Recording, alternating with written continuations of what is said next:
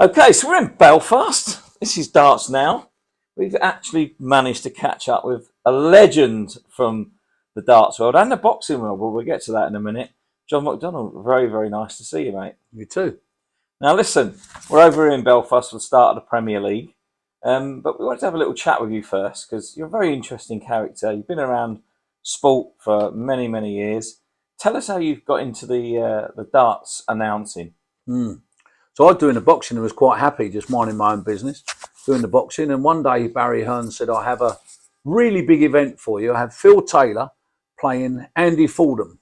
Andy Fordham had just won the BDO world title and Phil was the current PDC world champion. Well, I didn't know either of them. I'd heard of them, but I'd never met them. I'd never been involved in darts. I'd never been to a darts match. I really didn't understand darts much. I'd never really been a pub man, so I didn't really get it, how it all worked. But I understood it was quite an important gig and it was a pay-per-view gig. But other than that, I didn't really know much about it. And Barry, in his very persuasive style, said, I think you should do this. I think it's a really good gig for you. So it was live on Sky Box Office from the Circus Tavern. I got there very early in the day.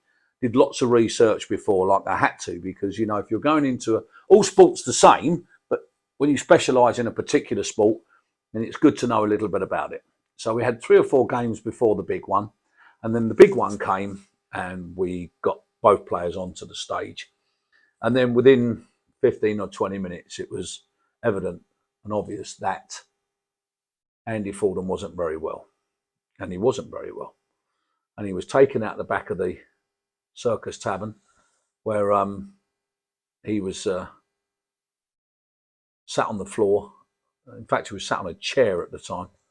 And no play was carried out on the stage. So we got a massive pay-per-view event, which I built up to this incredible rivalry, and it's live on the Sky Box Office, and there's nothing happening on the stage. So I made my way from the press room to the back of the hall. Now I had to go round the building on the outside because you couldn't walk through it. It had sold out in this very, very tight venue. So I walked round the outside of the building, and when I got to the back of the building, there was Fordham. And I asked if everything was okay, and he wasn't very well. And I asked if anybody knew what they was doing medically, and they didn't. So I said, if you don't mind, I'd like to take over. So if you could all leave us alone. I got him to sit on the floor, put his legs up on a chair, and I took his carotid pulse. It was like a snare drum, and I was really worried about it. Him going into fibrillation, so I called an ambulance. And I was on the phone to the emergency service. The first time in my life I'd ever dialed 999. I knew what to do and I knew what the procedure would be, but I didn't know, and I'd never done that before. And I stayed on the line, and they dispatched an ambulance and a paramedic. They both arrived about the same time, and Andy was put on the back of the ambulance. And at the time, I think they were rather concerned it was a heart attack. Yeah. And they started to carry out all the procedures around that. And I had to go back onto the stage and tell everybody that Andy was in no position to continue, and therefore our winner was Phil Taylor. And I got into my car and drove home and thought, never, ever, ever again am I ever going to get involved in darts. Barry again, he phoned up and said, listen, you know, that was a disaster. However, you know, I think the way you panned out, you did a good job for us, and You thanks pretty for much that. saved his life. Well, yeah, I mean, I won't take responsibility. In his book, he says something like, John McDonald was looking after me, which was good because his wife's a nurse.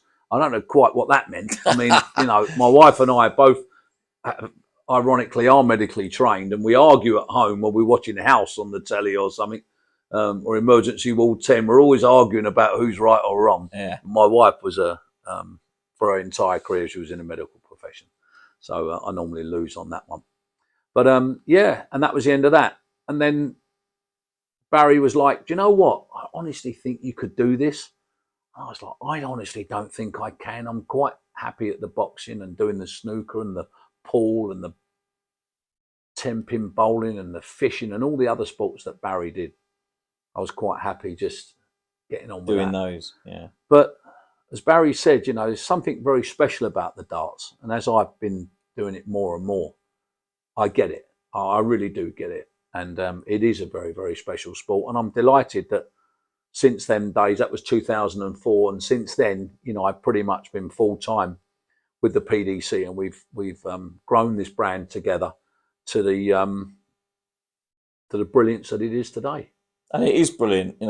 We've just started obviously in the darts sector, but we've followed darts all of our lives as well, and seen the rise up from the Eric Bristows all the way through to the modern day, and it's just evolved so much, hasn't it?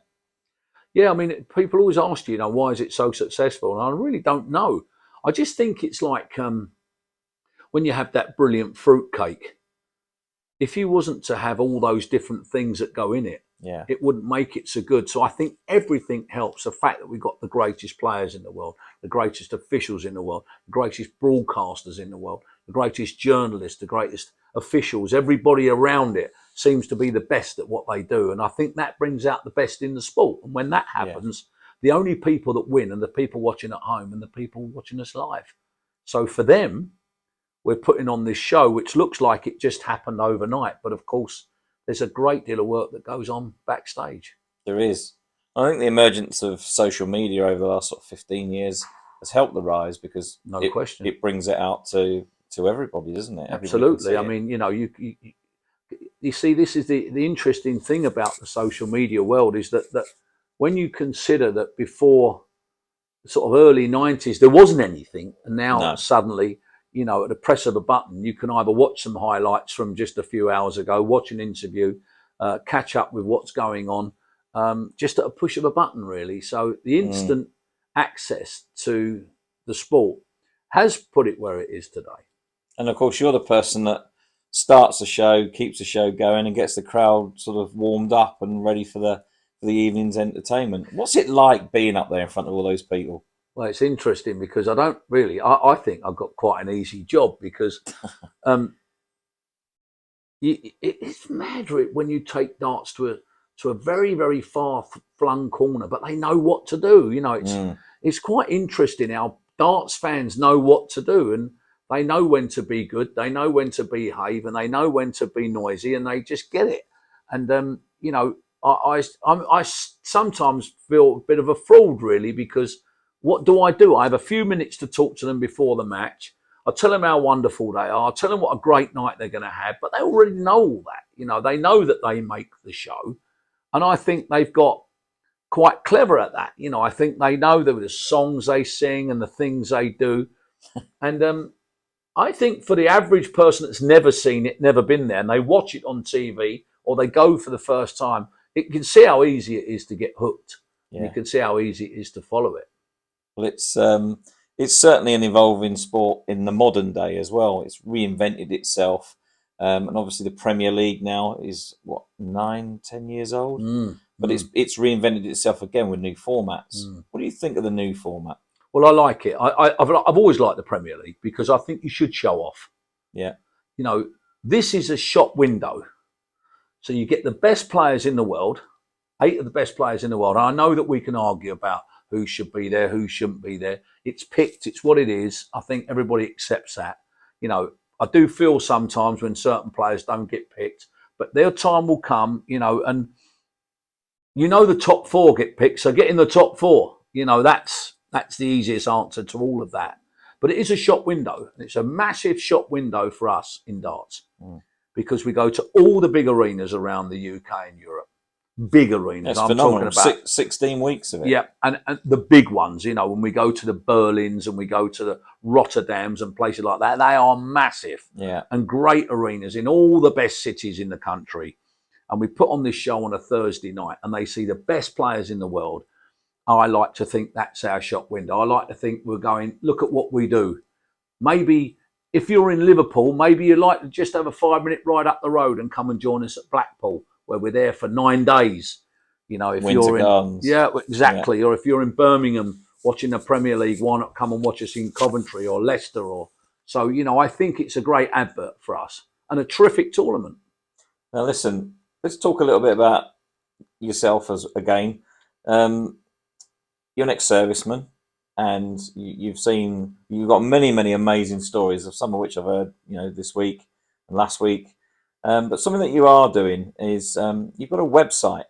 that's helping sort of ex-sportsmen, ex-servicemen get ahead in life, maybe get not back to education, but learn things. Just tell us a little bit about what you're doing. Yeah, it's an interesting one because from the boxing, one of my closest friends is Mickey Campbell, a former British flyweight champion who fought 4 times for the world title, and any decent boxing fan will know how much Mickey sacrificed his entire life for boxing. Yeah. But he was very concerned that there was nothing for a boxer when they finished. And so I asked him to sort of explain himself a bit. And so he said, when these sportsmen finish work, they're not always old. They're not beyond going back to work somewhere in their late 20s, 30s. Exactly. They've got to find a new career, but they might have just done that. Footballers might have just been at an academy from the age of 11, got signed when they're 18. Maybe they didn't quite make it. Now they're 28, 30 years old. What are they going to do? So there's a big marketplace out there for re-education. And I know from working the veteran side of life that there's a lot of veterans that leave the army. They might have dozens of qualifications from the military, but not one of them stands the test of time in the civilian world, where now we're surrounded by bureaucracy. Whether it's right or wrong is not my call, but they're the rules of the club, and you've got to be abided by. So if you need to have an up-to-date first aid course, whether you've been a patrol medic, you need to have handling and lifting, whether you was in the Royal Engineers building bridges. You've still got to have these certificates to allow you to go on and get some work. So me and Mickey put our heads together and thought, well, look, there's a lot of free courses out there and people needed to be guided in that direction. It's a very, very hard sell. It's the toughest thing I've ever done, because you try convincing somebody to go back to school. It's very, very hard. A lot of these are online. They don't have to attend a particular college from 9 in the morning till 5 in the afternoon. They can do it in their own time. A lot of them are online. And then we've gone into other fields. So we've managed to link up with Boxing England, and we've got some amateur boxing training licenses going. We've done the first aid courses. Now we're into handling and lifting. We've got a forklift engineer who teaches forklift driving, and we're hoping that we can get some heavy goods courses. We've linked up with Aviva with their bus driving, and we've managed to find several courses which are now on our website, which people can do in their transition from the sporting world or the military world to the world of a civilian. And I'm hoping that we can get some employment. We're hoping that maybe, rather than advertise jobs, we might advertise men. We might put people's live CVs up and try and let them introduce themselves to the marketplace. Hello, I'm Jim. I've just left the army. I'm looking to be working in this industry. This is what I bring to the table, so that we can make it a bit more creative. And that's where we are. And we're just banging our name out there. We're not a charity. We paid for it ourselves. We don't need money. We're not looking for, major sponsorship. We're just looking for major help from everybody that's heard of us or does hear a future pathway. Then they would promote us and push us forward, because we're only trying to do the right thing. And all these courses are free? Free, absolutely free. You won't need a penny, not one single penny. It won't affect anybody's social condition. It won't affect anybody's pension or tax condition. It's zero to everything. It's just free of charge. And I understand that, if you did want some of these courses that we display on our website, you could go to Job Centre Plus or some of the big charities and you'll find them. But I believe that sportsmen and women and veterans, they follow. So if I can get the right people to do them, they will look at those people and say, do you know what? If it's good enough for him, I'm going to do it. So I'm recruiting great ambassadors in sport, great ambassadors in the military, and I'm hoping that before long, it will pretty much run itself, and hopefully we can achieve the ultimate, which is to get somebody a brand new job. Well, there's nothing to lose for people who are wanting No, for sure. You can only learn. I mean, the last first aid course, both Mickey and I did it. Yeah. We sat there and we did the course. And because we've done 2 or 3 courses with our particular instructor, Justin, who is, I'd say, the best I've ever seen. And I've seen some fantastic instructors over the years. This guy is miles above all of them. And he has his own industry, and the link is on our website. And he runs first aid courses throughout the country, throughout the year. Yeah. And people have to pay, things aren't free, but we've managed to buy places on his courses, and we've managed to obtain free ones with him. And that is amazing, because, nobody nobody should not know first aid. That should be paramount on everybody's agenda. As you proved with Andy Fordham, of course. Correct. Save a life. I mean, Absolutely. And what's the website address? So we're at futurepathway.co.uk, and we're also on Twitter and Facebook. You'll easily find us. And we normally come up first. I don't know why we come up first on the search engine. I don't know who's done that for us, but maybe it's because you're the best. Well, I hope so. I mean, you know what? We're just trying. We're only small, but we try. So listen, darts. Let's go back to the Premier League. We're here in Belfast. Always an amazing crowd. Great atmosphere to start off the Premier League. 8 really, really good players. What do you make of the first round? It's interesting because we're going to see a lot of these, aren't we? We're going to see a lot of them playing each other. There's a lot of permutations out there. 16 weeks of it. Some people say that the Premier League makes or breaks players. I don't think so. I mean, I think it's such an advantage for anybody in the Premier League for what they do as a job, because they're on the stage where they work. So they're practicing on a Thursday in an exhibition style tournament, which has given them great knowledge of what the big stage is like. I mean, we'll get 12, 14,000 people on some of our events. That's big crowds, that prepares you for the Worlds. It will prepare you for the Grand Prix, the Grand Slam, all the great tournaments we do. It's great preparation. You would give your right arm to be in this tournament because it's that great preparation for the future. And there's going to be a lot of rivalries this year because you've got Michael Smith, current world champion, who wants to, win everything, and is at the moment. I think he's won 4 of the last 6. You've got Michael Van Gerwen, who's trying to beat Phil Taylor's record. I think he's equalled 6 wins with the Premier League, and if he wins this season, he'll be the all-time winner of the Premier League.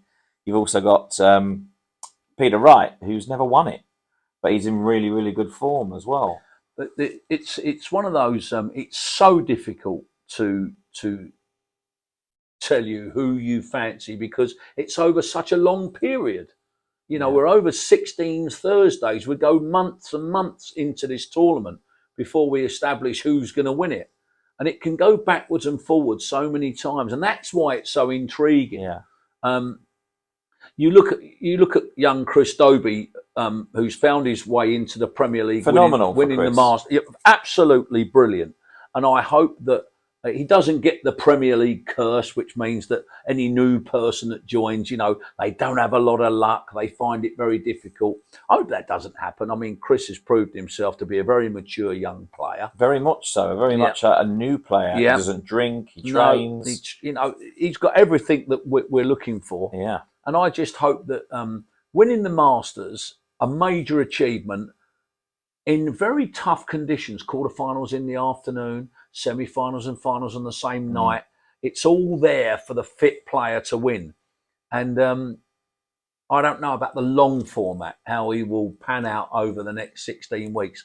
But I've every hope that the lineup we've got, whatever happens, the public are going to love it. Yeah, I think they will. And, the players are all characters. Everyone's different. Michael Smith was saying he's got a couple of friends on tour, so it's going to be almost a laugh to a certain extent for some of those players, but serious when they're out, obviously, on the stage. Yeah, there's terrific rivalry, but that's what sport's about. Yeah. Sport is rivalry. Whether you're a rival fan or a rival player, a rival team, rivalry is sport. Without rivalry, there's no sport. And there's tremendous rivalry. Now, they might look like they're great mates, but take it from me, Johnny Clayton and Gerwyn Price, they want to be the Prince of Wales. I don't care what anybody says about all that. Oh, they play together in Team Wales in a World Cup, and didn't they? They got on so well because they're great mates. Let me tell you, they want to beat each other up every week they get a chance. That's exactly what Johnny said as well. And that's a fact. And that's also what makes it, because you do want to see that rivalry. You do want to see the niggle and the needle that gets into it, because this is a big business. This is important. This is we have an obligation to the people that put us where we are. Those fans that buy those tickets and those people that watch us on television have a right for us to do a good job for them. They have a right, and I don't care what anyone says. They have the most important job of all. So when people say who makes the darts as popular as it is, they could take the credit as much as anybody else, because without them, we're nothing. Well, what a great way to finish a really interesting conversation, mate. There's only one way to finish it. You announce the end of the interview just in your style. All right, here we go then. Darts now, remember. Oh, I always remember. So that's it from me until the end of the Premier League, although I might come back and chat soon. From all of us here at Darts Now, the Premier League starts tonight. Don't be late. John McDonald, thank you so much for your Pleasure. time. Thank you, mate. Hello, welcome to Darts Now. And for all your dart content and information, just check out Darts Now. Subscribe here.